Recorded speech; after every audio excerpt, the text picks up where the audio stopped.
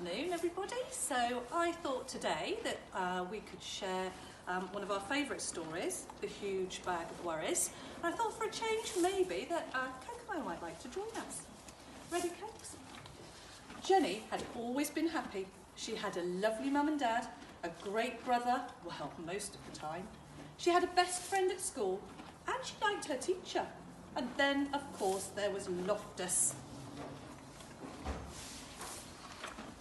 But recently, she'd been getting gloomier and gloomier. It wasn't just one thing, it was everything. She worried that she was getting too fat, that Loftus had fleas, and that her best friend was going away. She worried that she was getting bad marks at school, and she thought she heard someone whispering about her in the playground. She worried when her mum and dad had an argument. She even worried about wars and bombs. Until one day, she woke up to find a huge bag of worries. The bag followed her everywhere, to school, to swimming, to the toilet, and it stuck by her even when she was watching the TV. She tried ignoring it, but it didn't work. She tried throwing it away, but it always came back.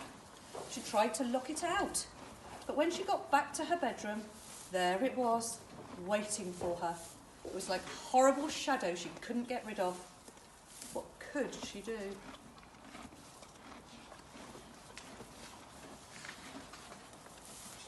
She asked her brother for help, but he was busy with his computer game and all he said was, "I don't know what you're talking about. I don't have any worries."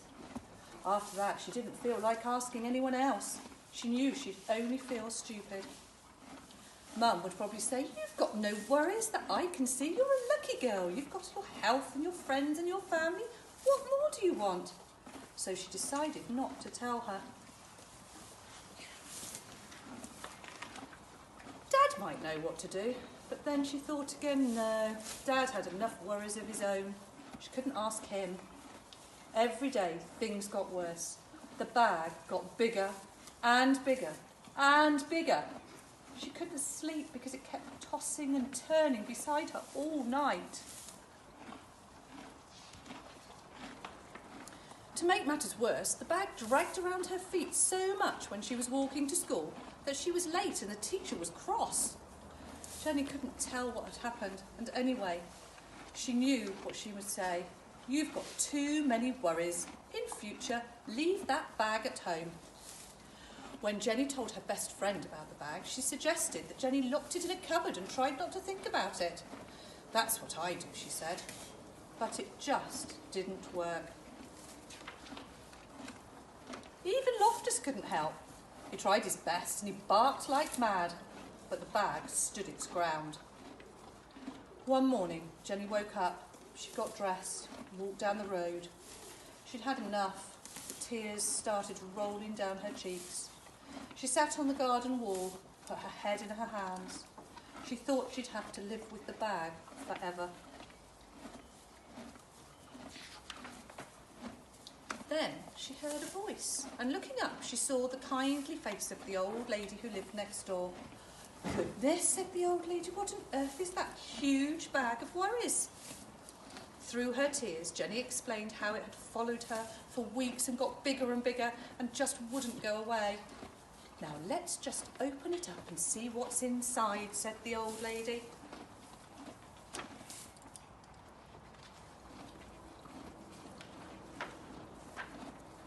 But Jenny said she couldn't. If she opened the bag, the worries might jump out, and who knew what might happen then? "Nonsense," said the old lady firmly. "There's nothing a worry hates more than being seen.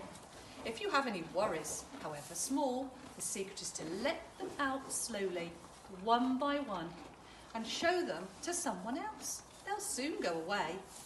So Jenny opened the bag. The old lady sorted the worries into groups.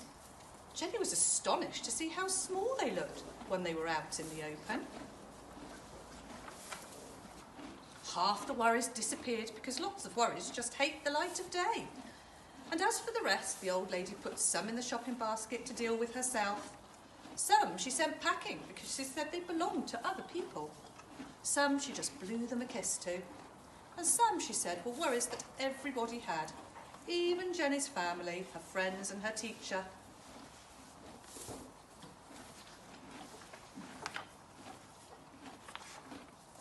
And as for the bag, it's gone. See, Kokomo, it's gone. So don't forget, it's really important if you've got lots of worries that you find somebody that you really trust that you can talk to about it.